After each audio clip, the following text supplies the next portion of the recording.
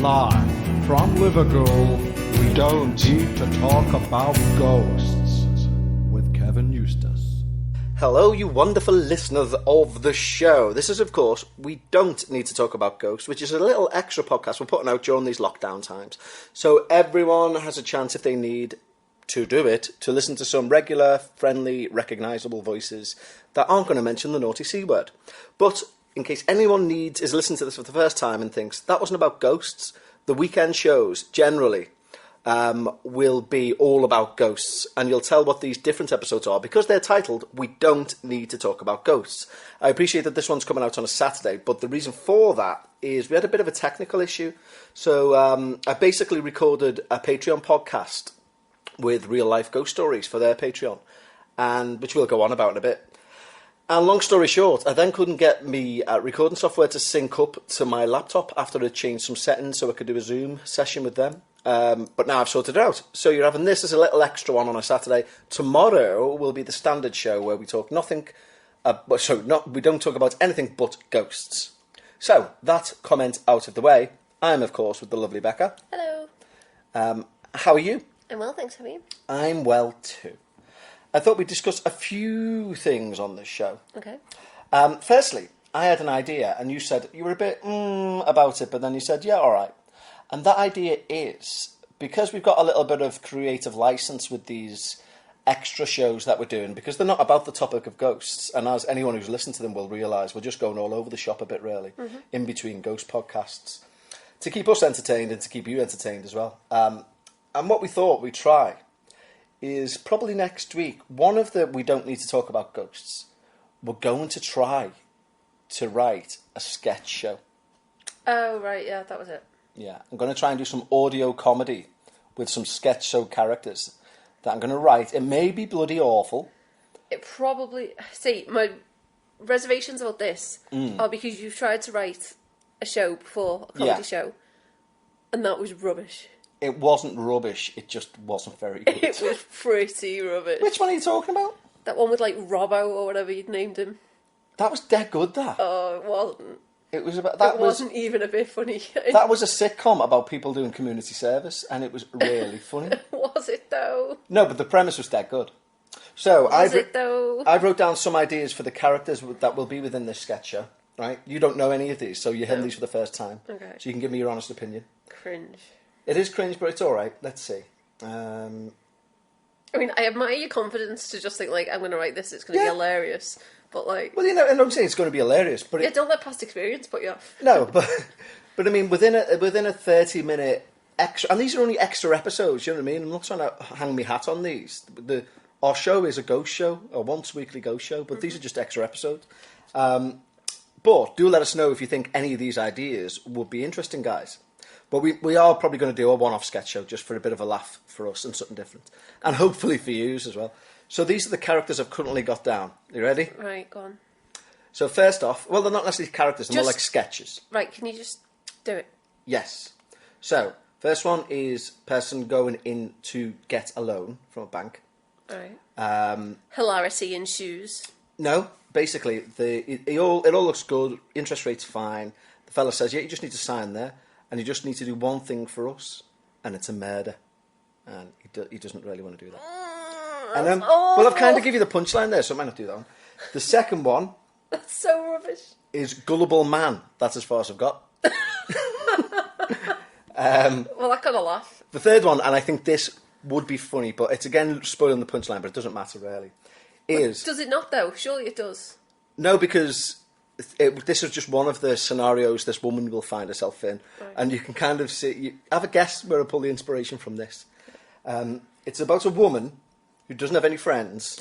I have friends. No, but anyway, but she gets into scenarios. I have at least one friend. I know, and I'm glad to be sat here.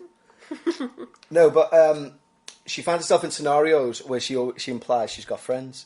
So, see, it's funny already. Right. So, for example, she would be on Who Wants to Be a Millionaire, right? Oh, she's got no one to ring. So, and then it'll be, she chooses phone a friend. So Chris Tarrant calls her phone a friend, and it goes to a voicemail, which is obviously her trying to do an accent, going like, "Hi Tracy, no, I'm out with all the rest of your friends. I do hope you're having fun because all your friends miss you deeply." And Chris Tarrant then would be like, "That sounds awfully like you on the recording." It's like, "Nope, not me. I've got so many friends." So that's one. Right, okay. That's That is quite quite good. funny, I'm into that, yeah. Yeah, okay. Then it's about a couple. Another one is about a couple who are having a baby and they want to do a gender reveal party. Nice. But they realise the wife of the two doesn't agree with any of his suggestions for the reveal. So like bursting balloons, eating a cake. So they keep coming back to more and more stupid things, and in the end, he comes up with something like really ridiculous that no one would ever want. Like, for example, he has to poo out a colour. Ugh. Exactly, yeah. So, you know. Well, that sounds rubbish. My favourite one that I want to do, and I want to play it out, because I do this every time we do the self-serve in Asda. I want to be an attendant, a cashier at a supermarket. But you've only got one line. I've got one line, but that's why I love it. So at the because the Asda has like long like conveyor belts, which are also self-service, aren't they? You know, so you can do a bigger shop on them rather than just and the they've baskets. got scanning barcode things. And a scanning thing. And every time, I know exactly what you're going to say. Oh, that reminds me. Yeah, because that's what they do every time we do a shop. But you've only got one line, so Yeah, but that's why it's like funny. Kevin's been doing that for months when I we think go it's to self-serve, hysterical. and he says it. But when we've got a big shop, it quickly becomes apparent you've only got one thing to say. Yeah. Oh, that reminds me. Oh, that reminds me, I must get some of these. That's what every cashier says when we go to the supermarket. Oh, that reminds me, I'll have to get some of these. It's like, fucking hell, have you got anything in your house? Because everything we've put through, you But my haven't point got. is, on this comedy sketch show, you've only got one line. Well, I'll tie something else into that. Maybe she ambles about her ongoing divorce. Right. And then throws in, oh, that reminds me. Okay. Anyway, I've written down here complaining man, but I'm not sure. But I should have went into more detail. Right. Letting agent. I'm not too sure. Again, I should have put more behind that. These are just You're just words. naming people, These are just yeah. words. Overly friendly Uber driver. Right. So, and what made me think this? Do you remember, like, in Liverpool, Uber's like, I say it's relatively new, it's been out a couple of years, but some of them go really above and beyond to try and get that good rating. And, like, we got into one once, and he was like, would you like a small bottle of water? And we were like, and he was like, completely free. And then he was like, Haribo? And we were like, no, Yeah, no like thanks. He was sweets like, and you can everything. charge your phone there if you want. I felt like, fucking hell, it's like Airbnb on wheels, you could live here. Yeah. So I thought we could get one who just keeps offering more and more. My wife, a night with my wife, hand job. Exactly. You can't have that. Well, we'll see. And then a flatmate. Somebody's looking to have a flatmate, doing an interview with someone, and everything's going well, and they're like, "Yep, blah blah blah," and then you'd be like, "Oh, okay." And my bedroom screams. Would they penetrate the walls? And the person's like, no. And then they move on to a very basic question, like, okay, and the rates and water are included. Can I just go back to the screams bit? Oh, yeah, no, I'm just asking a question. And basically, it's a serial killer looking for somewhere to stay. Right, okay. So there are some good got ideas there. potential, There are but some less, yeah. things which are just words, like a complaining man. I'm Yeah. not too sure what that's Man in about. car. Yeah, letting agent. I'm not too sure. Okay. I'm into the Friends one. Friends one's good, isn't it? Because I think that's got potential in a load of scenarios. Exactly, yeah. I can't try to think of others, but, you know, like... It's like, do you remember that bit in Frasier where he's like, when Niles lets him down, go into the opera or something, he's like, oh, Niles, you know I hate to go to the opera alone. I have to put a shawl on the chair next to me and glance expectantly at the bathroom all night. yeah, exactly, yeah. So, yeah, I think she's got legs, the friendless woman. Yeah. The Gullible Man one could be good. I remembered what Gullible Man was. Right. So Gullible Man is a single man who, like, goes on dates, right? And on these dates, he's, like, really implying he's got loads of money because he genuinely believes he's got loads of money. Right. And the woman's like, oh, so can I ask where your wealth's come from? And at the end of each one, he'd be like, you're not going to believe, but I got an email from a Nigerian prince, and a week from now, I'm going to have $13 million in my bank account. Right. You know, so he's just gullible. Yeah. And she'll be like, no, I think I'm going to leave it. And he basically gets conned, but genuinely believes the cons each and every time. and boasts about what he's going to receive. So that one could be good. It's all in the writing, but I do like the cashier. Oh, that reminds me, I must get some of these. Because it's all they say. I know, but it's done now. You've got nothing else. Yeah, but like, that's just why by it's saying good. that, you've That's got why it's nothing good. else. That's why it's good. Okay, but you can't do like 5 minutes of that. You can, because it'll be one of them where it starts funny, then you think, God, it's going. It's like Alan Partridge when he goes, Dan. I don't think it will. Dan. Because that's so funny because because the painful situation is going on for so long and it's getting worse as time goes on. It doesn't just get funnier constantly. See, but the thing is, even if I'm... Like garlic bread peaks, doesn't it? Garlic bread, you know what? That starts and then it gets funnier, but then it drops. It will drop eventually, and this will drop eventually. So Becca's referencing, of course, Peter Kay's stand-up from about over a decade ago. Yes.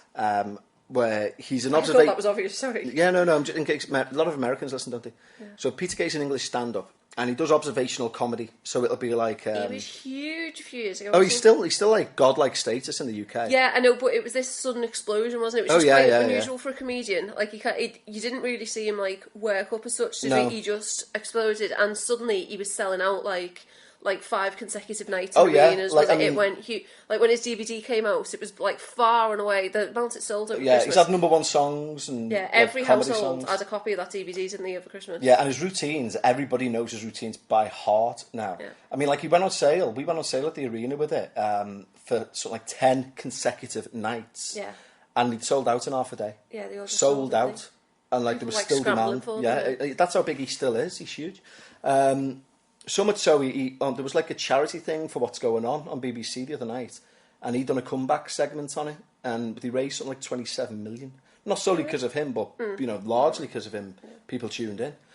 So he's absolutely huge. But anyway, one of his iconic sketches during his observational comedy stand-up, he'll say things like, put big light on. It's very northern humour. It's very northern humour, yeah, but it's completely relatable. And back... like 15 years ago, he'd done this routine about garlic bread, where he was like, hey, if you had garlic bread's the future, garlic and bread. And like, it was quite relatable at the time. It being a new thing. It seems so outdated now, doesn't it? Yeah. Because garlic bread's so common. But it was basically thing. like trying to introduce your relatives to new food. Like someone who'd never heard of garlic bread, like garlic. Yeah, bread. garlic on bread. Same thing with cheesecake. Cheese in cake. Yeah. But he's actually very funny. He's just got a face that makes you laugh. Anyway, I've got a bit of an anecdote related to garlic bread, and it's one of the best moments of my life for just the cringeworthiness of it. The entire night was amazing. So basically, I put my name down to do stand-up at this stand-up club. And nobody that I know went, which was because I wasn't confident in my material, so I didn't ask anyone to go.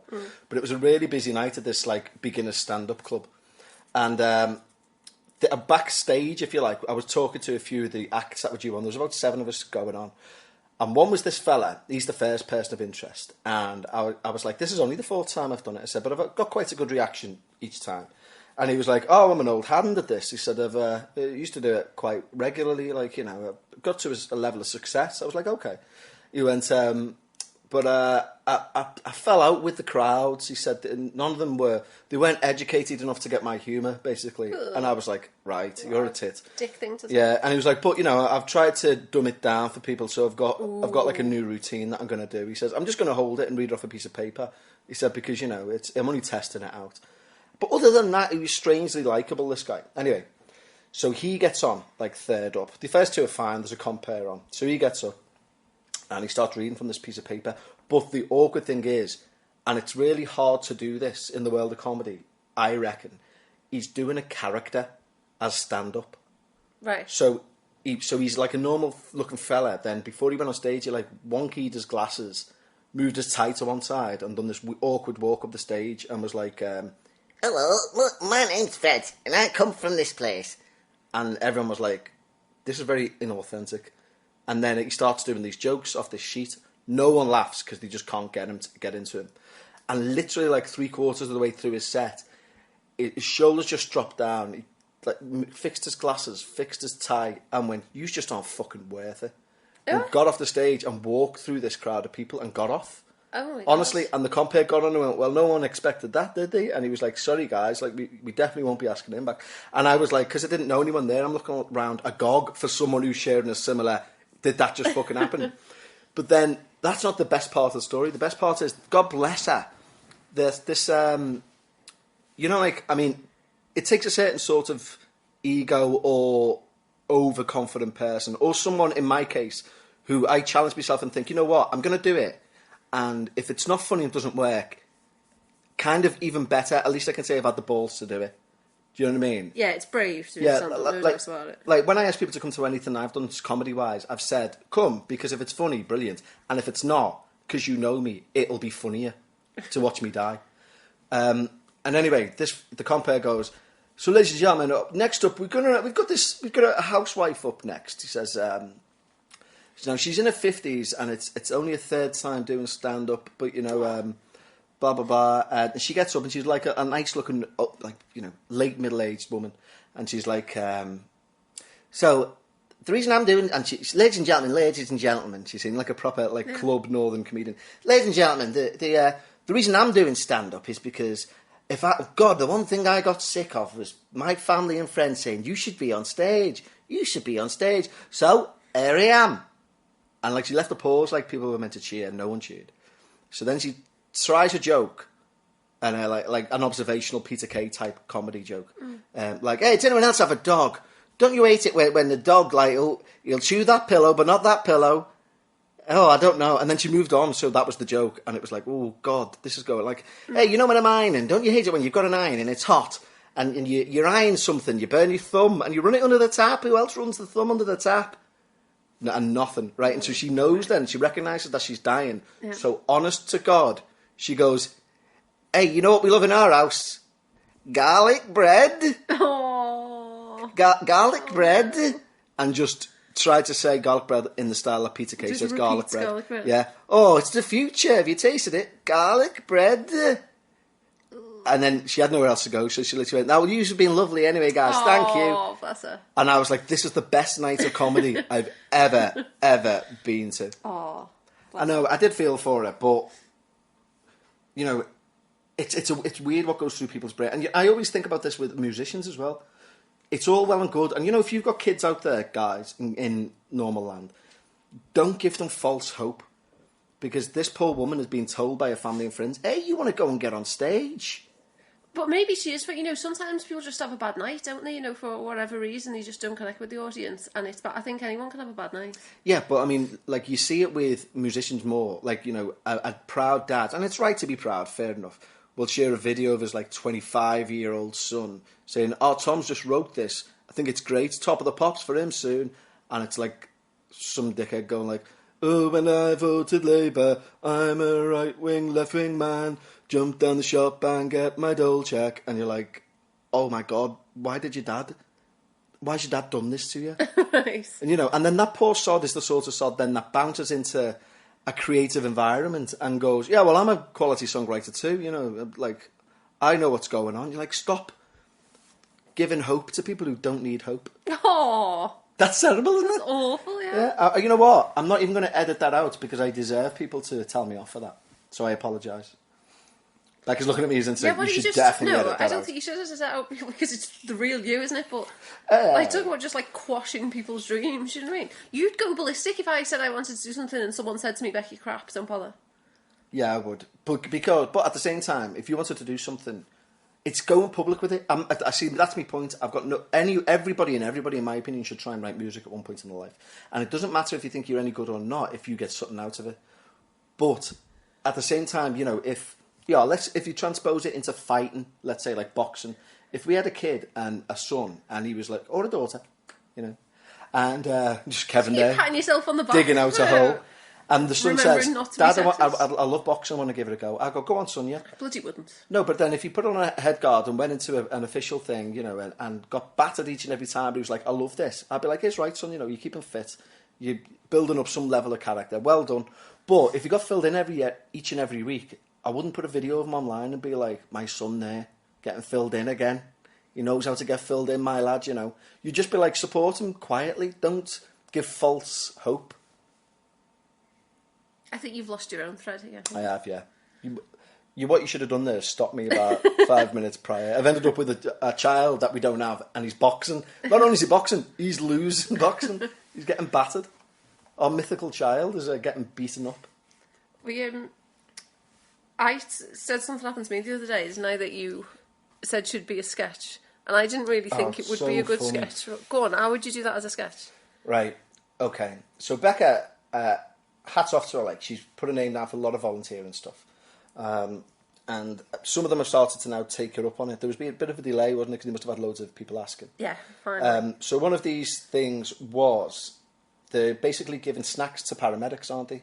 Yeah. Because they haven't got, the paramedics and ambulance workers haven't got time to take lunch and stuff. So they've set up like a little table. Yeah, they've set up a little table. Remember, you have to keep everything anonymous. Of course, yeah. So basically, the organiser of this charity said to Becca, would you mind going round to people who've offered donations, collecting the donations, and then dropping them off at this central hub? Do you remember we were talking the other day about the aggressive volunteering? This was that one where I was like, you said you needed delivery drivers. Oh, yeah, when you aggressively helped out. So it wasn't necessarily that I was asked, it was more that I've insisted. I wonder how that, I know that you're an atheist anyway, but I wonder if there was like, you know, like the Good Place where there's a point-based system. Yeah. I wonder if your aggression lost you the thing. But yeah, so it's going round, wasn't it? Yes, so Becca... To pick up other people's donations to take to the hub. To drop them off. Yeah. So Becca turns up at this house, all pre-arranged, knocks on the door, no answer. But can hear talking / shouting behind the door. Mm-hmm. So knocks at the door again. A person comes to the door, clearly not dressed, with a towel wrapped around them, and very upset. And she's basically in the middle of a domestic argument with a partner. Yeah. So awkward. And then goes on to say that the food that she bought yesterday to donate has been eaten by her kids. So she can't give anything. But then doesn't just say, so can you come back? Says to Becca, like, what star sign are you? And like, do you believe in fate? She's asking me like what year I was born, what month I was born. Oh, so you must be a Cancerian then. I'm not, but I said yes. Just sort of like, and then she asked you to come in as well, didn't she? Yeah, she tried to get me in the house. All in the buff. Which was like, no, she's literally like wearing a towel. A fella was there. So they carry on this domestic when the doors open, and he's going, she's being us off, and so now they're telling me, now I'm involved in this, and he's going, she's being scammed, this Nigerian fella, she's sending him money, right, she's an idiot, and she's going, I'm not an idiot, you can tell, can't you, Becca, that I'm not an idiot. I'm like, why am I involved in this? I'm like, and he's answering, she's being scammed, she's got kids up there, I don't know what she's thinking, and it was, oh god, it was awkward.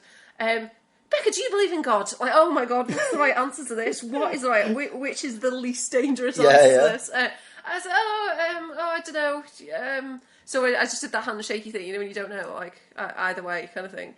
And it just went on. So I would literally like, so is there anything you wanted me to take, or and you know what, he'd be out if it wasn't for all this going on. I'd have him out, but you know, you can't at the minute, can you? And she's going, at one point she's going, well, it's a stressful time for everyone, isn't it? So anyway, a bit later she goes, I'd have him out. I'm telling you, you know, he's done the second this is over. And I said, well, it's a stressful time for everyone, isn't it? Repeating what she just said earlier. Well, I said that the first time. I said that the first 3 times, but now I've had enough. And, oh my god! Like, why can't I just? And I've literally. So, is there anything you wanted me to take, or shall I just? Well, no. And oh god, it was just so awkward, so uncomfortable. See, I couldn't do it. I just couldn't do it. I mean, and yesterday's little, you've done like there was one like completely. You were like, that was good. That felt like volunteering, where you went and packed some. Yeah, food hampers going to families who need them. So we packed like 150 food hampers for people. Yeah. That was good. That's a charity that like we've known about for a while, haven't we? Yeah. Like we used to help them out with work and that. But yesterday's one was door to door postings. Yeah, I forgot how hell it is going door to door. So I volunteered for this Liverpool charity, and this was getting the flyers out for the charity so that people know about it. Which again I volunteered to do, and they said, "Is it like could anyone do this to get word out?" I forgot how grim it is going door to door. It's just horrible, isn't it? Just... What was that? It always tickles me. I don't want one of them, love. Like, okay, all right. Okay, yeah, exactly, yeah. But what was the one you said that... Because you were then talking about when... we were talking about it yesterday, wasn't we? And you were saying about being... Done door to door before. You've done door to door for selling mobile phones, but you've also, on your paper round, you ran into a paedophile. Oh, God, yeah. So I had this paper round. I was about 14, and decided, I'm going to get a paper round. Hell on an absolute hell in this dodgy area of St Helens. So one of them, I was trying. Some people have really annoyingly small letterboxes, right? Yeah. So I was like trying to get this paper, like ramming it in. This fella comes out. As I said to Kev, the only time in real life I've ever actually seen someone wearing a string vest. Yeah. Comes out. He takes it off me, folds it up dead tight, and like rams it through the letterbox for me. So he's done me a favour now. You know what I mean? Like he's helped. To next door. No, to next doors. Oh, I was going to say, He comes why is he out. putting Sorry, his, yeah, in no, his I'm own next letterbox? doors. That's lunacy. Yeah, it helps you out with next doors. So that's it now. You know, he's done me a favour then. What happened to other bird who done it? I'm like, oh, I don't know. She used to come in for a brew. Oh, did she? Did she? Okay, like 14, Yeah, absolutely. rubbing his thighs and like... Yeah, like rubbing his chest. Oh, it was Do you want grim. sugar? I'm going to stir it with me knob. No.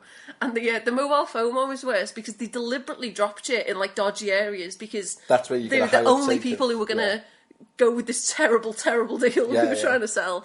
Because they're going to give you black addresses and Oh, all it that. was awful. Yeah, and so I was like with this guy who was like training me, very commas around the training, and we go round, and this one fella answered the door topless, and his kids and his missus were in the living room, and he shut the living room door into the hall, like so it was just us.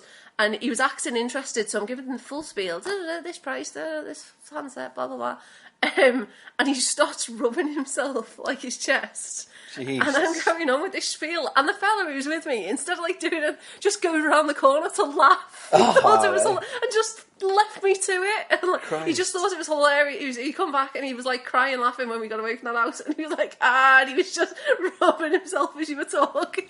There was I was like, why did you leave me, you dick? And he was like, There was funny, isn't it? When we were kids, there was a chance that we encountered a child lover, which was that's a polite way of putting it. Yeah. But basically, there was not many computers when I was a kid, so like kids just used to go out. As I'm sure many of you used to yourselves, you just used to play outside. Yeah. God forbid. Just for hours and hours and hours. Yeah, Like, to entertain ourselves, we decided one day that me and these like 5 other lads, what we'd do is we would knock at a house. One of us would knock at a house. The other 5 or the other 4 would hide behind the wall of the house at the front garden. And I'd knock, and it doesn't actually make sense, this joke, right, when you think about it. We'd knock, and when the person would answer the door, I'd say, like, is John ready for the party? And the other 4 would jump up from behind the wall and go, surprise! Which, actually, thinking about it, doesn't make any sense, because we're asking them to come with us to a party. So why are they jumping up and shouting surprise? Yeah. But we went round from house to house doing this for our own entertainment to see what the people's reaction would be. 9 times out of 10, it was like, oh, sorry, you've got the wrong address, love, because they were like, could see we're clearly geared up to go to a party, age 13. what, you actually dressed up for the prank as well? No, we were just like dressed in what a 13-year-old wears. Right. You know, clown shoes. No, anyway. But this one house in Huyton, the lads all lived behind a wall. I went up and knocked and went, is Mark ready for the party? And this fella in his pyjamas, and we're talking about like 6 in the afternoon, but they all jump up, surprise! And he goes, oh. And he goes, I'm really sorry, boys, there's no party here. But if you want to all come in, I'm sure that we can do you some cakes and stuff. Oh! And we were like, took it wow. back, because Bet you were? our thing was normally, oh, really? He doesn't live here? Oh, so sorry. And we'd walk away and go, ha, ha, ha, there wasn't even a party. But this time I looked at the lads, and I think one of the lads was like, should we? And I was like, should we run away? I'll make you some cakes. I got in trouble as a kid for the going door to door because I was out playing out, as you did, and it was Halloween. So for some reason it just hadn't been acknowledged in our house at all. It was Halloween. So all the other kids were like dressed up and that, doing trick or treating. And I just got out to play. I don't know why we were the only people oblivious to the fact it was Halloween. Yeah. But anyway, I just went out like normally. So I'm like with them, and I was a bit hesitant to do it because I thought I might get in trouble. But eventually I was persuaded into it. So one of them gives me a bin bag. Doing trick or treat? Yeah. Right. One of them gives me a bin bag. And I get like a head, tail, arms in. So I'm just wearing a bin bag. That's Yeah, like all there is to been it. there. But I go with them. So there's just like a group of kids, about 8 or so. Yeah. So I go in, doing trick or treat around, and then my mum spots me, and my instincts were right, and I was in a lot of trouble doing trick or treat. She hit the roof, she went ballistic. But now looking back, the reasoning for it, there's holes in this argument. Right. So just like there was in the bin bag for your arms. Yeah. So she's like, no, you trick or treating without telling. Like, she's absolutely going ballistic. And then she's saying, you know what? They'll open the door, they'll see you all stood there, and they'll just grab one of you and in the house above you, and you'll never be seen again. Now, the hole in the stone. We were doing it in the close that we lived. Right. So the person lives there. What do you mean Yeah. he'll never be seen again? Like, go to their house. And like the other 5 kids are find going to go, let's never speak of this incident again. No. Like talk about like you know where they live. You literally know where this person Yeah. lives. They can't grab you and get away with it. Exactly, yeah. Like go and get me. I'd be in that house. Yeah. That's exactly. And do you mean never seen again? Like that. And your mother being dead weird, like when she'd be looking out and knocking, like kids are saying to her, Becca's just been taken in by that house there. And she knocks and goes, no, I don't know what they're on about. Yeah, like you never seen again, as if this person would just like disappear. That's the thing. It was on our street, like literally on our street. And then- they can't just go somewhere. And then your mum gets doubly suspicious when they invite her around for a barbecue. And they're like, there's been no meat in this area for ages. No meat in this area. Yeah, that's the thing. Because that happens. Probably did happen in St. Helens, I don't know. Yeah. But yeah, door-to-door stuff is just grim, isn't it? Like really, really dodgy. It is very grim. The It's suspicion grimmest. that people look at you as well, like, it's a charity and volunteering. I'm not trying to sell you something. Like, it was Yeah. And I think eyeing you up as you come up. when you told me this part, it must have meant me half fell a little. I thought, oh, that's not good. Because you said after putting like 100 through doors. So through doors. Yeah. Not just willy-nilly thrown in a garden. Yeah, also- Into a house. On your way back to ours, you see one in the street. Yeah, on the floor. That was a bit disheartening. So someone's literally took the bother to grab it from their hall, open the front door, walk out and just drop it in the street. Yeah, that was disheartening, to be honest. Yeah. So we're about to just record the Patreon extra episode that is going out to accompany these ones, where we're going to discuss me going on Real Life Ghost Stories podcast and offers of cursed objects that they're throwing my way, and you declining me to have them. Isn't that right? Yeah. So Sorry, I've just been distracted by this. My dad's just messaged. He sent the family group chat a video of him taking my brother out to the park. So like looking at the ducks and that. And as he sent the video, his wife has come back and said, "Which part of 'don't let him touch anything' is this?" Because he's like all along the railings Really? and that, like Oh, all Christ. and stuff. So my dad's just completely blown himself up. oh, Steve. And then my dad's just thought, "Oops." She said, "Honestly, you are a grade 1 muppet."